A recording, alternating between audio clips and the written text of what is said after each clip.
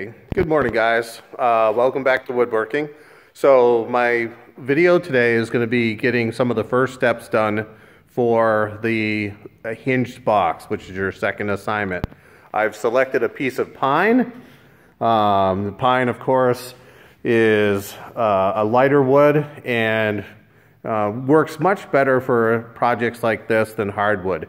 Some of the challenges that hardwood present is their tendency to chip and crack and just be difficult to work with. So pine is an excellent choice. In addition, it'll allow me to show you some staining and finishing techniques that we did not use on the hardwood cutting board. Now, I am going to skip a few of the steps. So if you have done your plan sheet, you know that the first step is to cut a board to 33 inches. And I'm going to go ahead and do that without your supervision. And I'm going to surface it to a 1/2 inch. Now, it's really important that I get those measurements correct because I'm going to have pieces that are going to fit together. So I'm going to use the best rulers that I have to make sure that I'm getting exactly 1/2 inch, because if I don't, my pieces are not going to fit together appropriately. So when I come back from the video, I'll have my board cut to 33 inches and surface to 1/2 inch, and then we'll proceed from there. So I will be back shortly. Safety glasses, check. Okay, so one of the things that you need to make sure you have is a ruler that starts at 0. So many rulers kind of have a little space between 0 and the end of the ruler, and these silver ones from the tool cabinet are really good.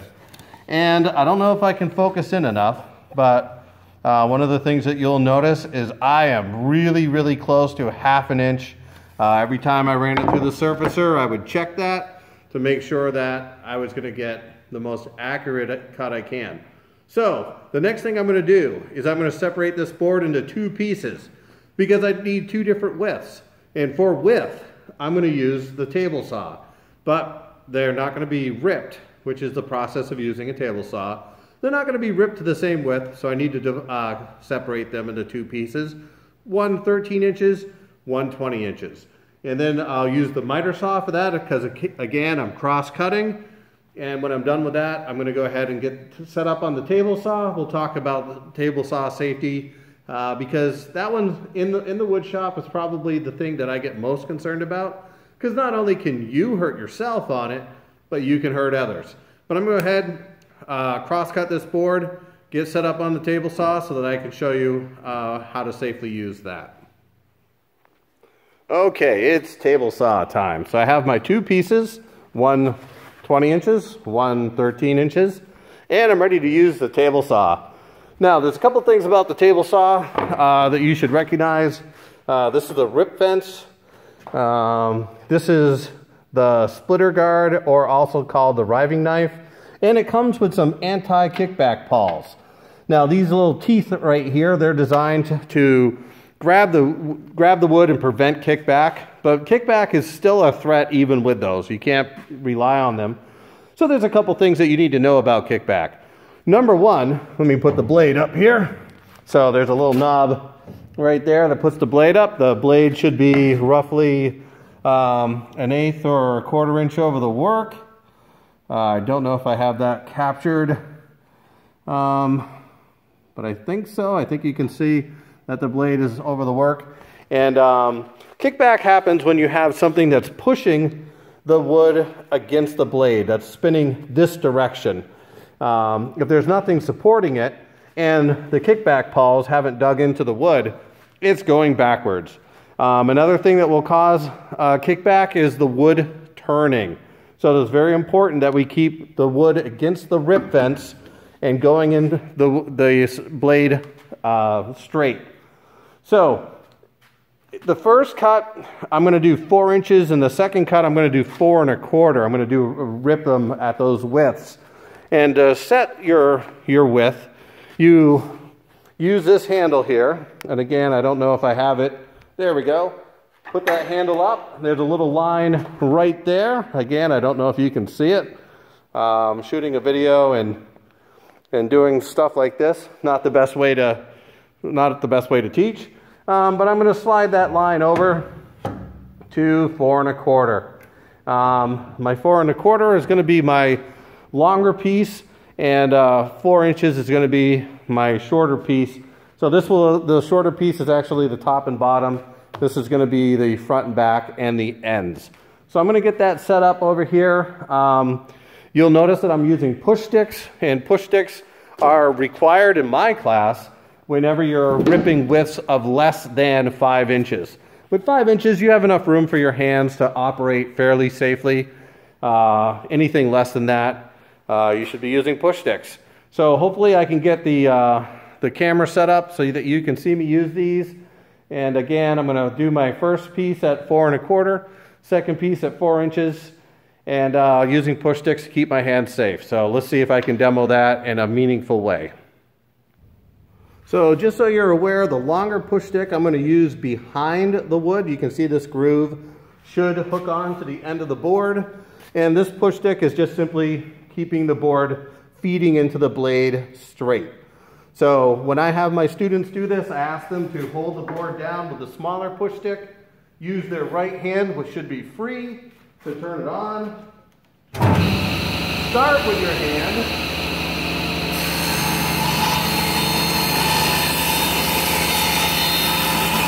And finish with the push stick. Push all the way past the blade so that the blade doesn't unexpectedly grab the wood.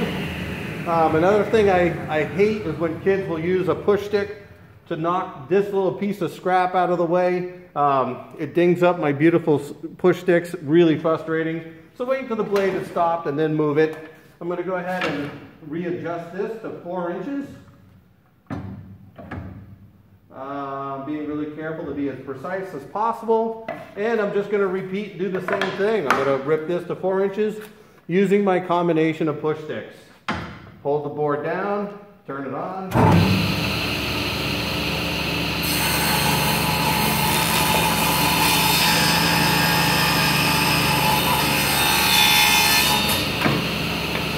In that case, the board got a little bit stuck on the riving knife, so I had to give it a nudge. At some point, I would love to get a little bit of a better system up here, as it doesn't really stay in place. But so I have my boards ripped. The next thing I'm going to do is start cutting my individual pieces on the miter saw. Now, one thing that students make a mistake of often is they will measure out all of their pieces before making their first cut. The problem is the kerf of the blade, or the width of the blade, is reduced or takes away just under between a 1/16 and an 1/8 of an inch every cut. So as soon as you make that first cut, that second piece is already going to be shorter than what you planned on. So measure, cut, measure from your new end, cut, and then your pieces should fit together great. And again, when I do this, especially when I have measurements under a foot, I'm definitely going to use the best ruler I can find. So I'm going to go ahead and cut my individual pieces on the miter saw, and I will be back. So I have my top and bottom done, my 6 1/4 by 4 long boards, and now I have my longer board.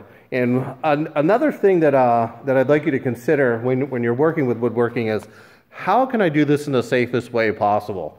Now, in class, I'd have you do a cut chart and sort of think about the order in that you're going to cut out the pieces. So in this case, I need 2 3-inch long pieces, and then I need 2 6 1/4 inch pieces. Which ones of those pieces do you think would be the safest to cut first? If you're thinking the smaller pieces should be cut first, you're absolutely right. That'll make sure that my hand has plenty of room to support the board on the miter saw. So I'm going to measure and cut a 3-inch long piece, measure and cut a 3-inch long piece, and then do my 6 1/4 inch pieces last. That will ensure the greatest likelihood of safety and using the old noggin. All right, next step is to check my fit. Now, kids always mess this up, and it's kind of funny to watch, but trying to figure out which one your top and bottom and which one your front and back is sometimes a little bit challenging. It'll be okay if you don't get it right the first time. I've done this a few, so I'm going to go ahead and start assembling. Not for real. I'm not using nails or anything yet. but start putting my box together to see how my fit is. Most commonly, if there's a problem, it's that the ends were cut a little bit too long and need to be adjusted. Let's see how I did here.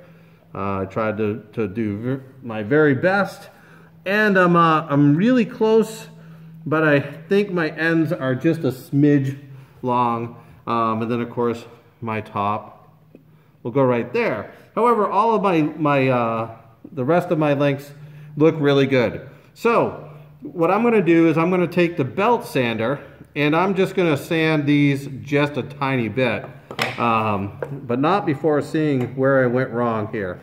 So that's perfectly 3. That's perfectly 3. My only thoughts might be is that perhaps I wasn't as precise as I thought I was on the table saw. So that's 4. That's 4 and a quarter. So that's 4. So I must have just missed the surfacer. It's only off a tiny bit, but I can fix that easy enough with the belt sander. After I do that, then I need to start pre-drilling my nail holes. Now, if you've ever hammered a nail before, and many of you probably have doing little fun projects, you know how frustrating it is when the nail doesn't go in straight. So excuse me. So what I'm going to do is I'm going to take a 1/16 bit and I'm going to drill places where I know I'm going to set some nails. I'm going to use a drill press, and that's going to guarantee that those lines or those holes go in perfectly straight. The top and the bottom need the most. They're going to need 1, 2, 3, 4, 5, 6, 7, 8. And they're going to be a 1/4 inch from the edges. Remember, our boards are 1/2 inch, so a 1/4 inch will put those nails, actually we're going to use something called a wire brad. It's going to put those exactly in the middle. And then the front and back are only going to need 1, 2, 3, 4. And then the ends actually don't need any nail holes because everything kind of gets nailed into those. So I'm going to set up my drill press. I'm going to pre-drill those holes, and I will show you my result here in just a second. When using the drill presses to pre-drill your holes, you have 2 options in the wood shop. You have the Grizzly drill press, and unfortunately that's missing the clamp that the Powermatic has. But sometimes it's the only one that's available to you. And you could see that I actually have to use a mini chuck adapter because the teeth or the chuck of this one can't hold the 1/16 bit like the Powermatic is. But I've already showed you the Powermatic, so I'm not going to bother show you this. Now, there's a few things that if you're using the Grizzly in the wood shop, you've got to be aware of. Number 1, sometimes it doesn't turn on when you want to.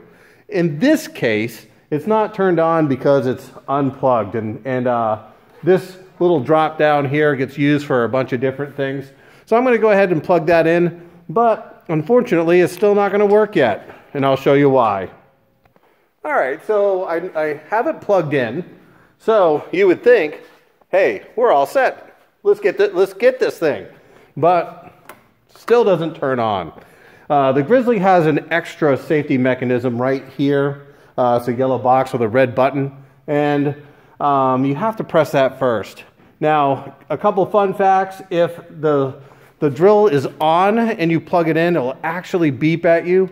So you need to figure out, okay, is it the light that's on? Is it the drill that's on? And turn those things off because it won't allow you to start it or allow the motor to operate unless you've taken care of making sure that you're as safe as possible. So I'm going to go ahead and press that button. Hear a click, and now I'm ready to go. You'll notice that I am going to drill through both boards at once. If there's a surface that has something that's undesirable on it, you need to plan for that because this bit might not make it all the way through both boards. It's going to be perfect for making sure our nails go in straight, but that might be a problem if you don't plan ahead and make sure that your surfaces are matched up, and if you're in class, feel free to ask what I mean by that. But I'm going to go ahead and pre-drill all my holes, and I'll be right back with you. I should mention, if using the Grizzly drill press, it is a little bit of a pain to unclamp the wood and then reposition your board and then reclamp it. I definitely recommend, for those of you who are doing this in the classroom, to have a partner so that you can be, one person can reposition the wood, the other person can tighten and untighten. It is important though that you have the board clamped, because the 1/16 inch bit is really brittle. So it only takes a small movement on the wood to break that, and I would like to preserve our equipment and keep costs low to the district. So make sure it's clamped, and if you're working with the Grizzly, make sure that you have a partner, because that's a lot easier. And you can see here's some finished products. These boards, my front and back, have their holes drilled. I'm a pretty good estimator, but if you're not, before you drill, make sure you measure and make sure those are 1/4 inch, because if you're off by a lot, you're going to have nails poking through your boards all over the place, and it's just going to defeat the purpose. So the next thing I'm going to do is I'm going to get set up to start assembling the box. I'm going to need a hammer. I'm going to need some wire brads, and I'll show you what those are in just a second. I'm going to need a little bit of glue, and to be honest, when you're doing this, the glue does the real work here. The nails only are kind of temporary fixtures, but when you're building a product like this, the glue is what does the heavy lifting. And so I'm going to get set up. I'm going to put my box together, and then I got to let the glue dry, and that'll be the end of this video. So real quick, a wire brad is basically a finishing nail. They're becoming increasingly more difficult for me to find in this format, a box of loose ones. You can find them for nail guns and things like that really easily. But Amazon, at least, and where I typically am used to getting these, it's becoming increasingly more difficult. But you can see it has a very small head, which is great, because we're actually going to try to hide that so that it doesn't, you can't even see them on our finished product is our goal. I happen to favor the 1 inch by 16 gauge. I think that's the best size for this, but they come in all kinds of different sizes, lengths, and such. So wire brad, finishing nail, same sort of deal. Okay, here it goes. I'm going to go ahead and clamp either the front or back. Doesn't really matter which. I'm going to take some wood glue and apply that, hopefully without making a huge mess. I'm lucky, I have a brand new bottle here. Now I'm going to take either the top or the bottom, and I'm going to go ahead and put that right here. I'm going to grab a couple of the brads, stick those in the pre-drilled hole, and then hammer it in. Now, I probably in class would challenge you to try to get those, oh, I did a bad job, guys. Try to get that nail in using 3 or less hits. But I didn't do a very good job of lining up. So this time I'm going to put my nails in first, so I can just focus on getting this lined up perfectly. And I'm going to tighten my clamp a little bit. A little grunt just for dramatic effect. And let's see if I can do a better job the second time.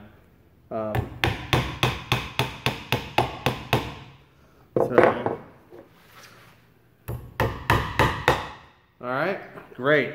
So now I'm all done with the clamp. So the next thing I need to do is grab my other front or back. And now that's going to go like this. Put in a couple wire brads. You'll notice I haven't done my ends yet. I like to save the ends for the next step, because sometimes, even though I thought they were matched up, or you thought they were matched up perfectly, turns out they do need a little more sanding.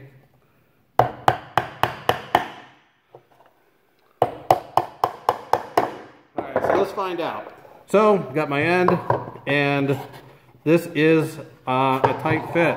I wasn't able to really figure out where I went wrong, but I'm going to go ahead and use the belt sander and take just a tiny bit off the end. And then, ooh, that one's pretty close.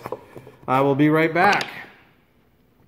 All right, after just a few seconds on the belt sander, I'm going to go ahead and put glue on 3 of the surfaces. By the way, it's real easy to go too much with the belt sander, and then you have pieces that are too small. So it's really important that you're careful not to overdo it. And students do all the time, and then they have to cut new ends. So that's fitting together nicely right there.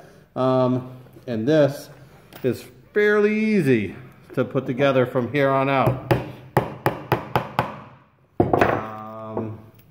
I'll do the front or back. And, whoops. And so I'll go ahead and finish putting this together. I'll show you my final product in just a second. Okay, I lied. We're gonna do 2 more steps actually. One of them is to use a nail set. And the purpose of the nail set is to drive the heads of the nail under the surface of the wood. And the purpose of this is to allow us a little bit of space to put some wood putty in, which is, I promise, the last step that we're doing today. So I'm gonna go ahead and set all my nails. I'll mix up some wood putty and we'll put that on, and that, I promise, will be it for today. So I'm mixing a little wood putty here, or wood filler. I happen to like this brand I found on Amazon. I've tried other wood fillers, and the ones that are already like pre-moistened, I didn't like one bit. They dry out, especially if you have students who forget to put the cover on tight. Whereas this stuff comes in a powder form, and it's a little bit like mixing some donuts. And the color is great. So again, our goal is to hide those nails to make them the secret spies of the woodworking world, where they're there, but you can't see them. This stuff is fantastic. And it's a little messy, and it's really easy to make too much. But I'm gonna go ahead and just show you how to apply this, and then you're done for this lesson. So see if I can put that in. I'm just gonna take a little mound of it and go ahead and fill those holes. It's okay if it mounds over, because I'm gonna have to actually do some sanding anyways. The sanding will get rid of the excess wood putty, but it'll also get rid of some of the glue. I was a little messy with that, so when I go to stain this, if I have glue on the wood, it actually prevents the stain from accepting, or the wood from accepting the stain, and it looks terrible. So it's important to try to get rid of any impurities that you can find. So I'm just taking little mounds of wood putty. You can see the color matches really, really well. That's not always the case. Sometimes you get wood putty that's really, really white. Sometimes it's darker, and it doesn't really do its job of making it seem like there are no nails there. So this is it. I'm just gonna go ahead and finish this up, and then I have to let my wood putty dry, so I can't go any further today anyways. Thanks for watching.